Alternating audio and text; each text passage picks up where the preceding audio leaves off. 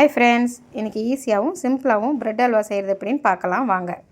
முதல்ல ப்ரெட் எடுத்து கார்னர் ஃபுல்லாக கட் பண்ணி சின்ன சின்ன ஸ்லைஸாக கட் பண்ணி எடுத்துக்கலாம். அப்புறம் எண்ணெயில் போட்டு அதை நல்லா பொன்னிறமாக வர அளவுக்கு பொரித்து அதை தனியாக எடுத்து வச்சுக்கலாம்.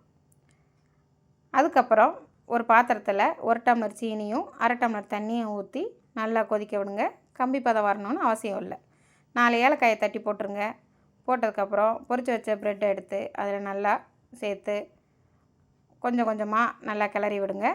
அது கொஞ்ச நேரத்தில் பாகை ஃபுல்லாக உறிஞ்சு உடையும். இந்த ஸ்டேஜில் 1 டம்ளர் பால் சேர்த்து நல்லா கிண்டி கிளறுங்க. இந்த பதம் வரணும். இப்படி வரும்போது நல்லா கிண்டி இறக்கிட்டு ஒரு கரண்டியில் கொஞ்சம் நெய்யும் 4 முந்திரியும் சேர்த்து அதை அப்படியே அந்த அல்வாவில் ஊற்றி கிளறுங்க.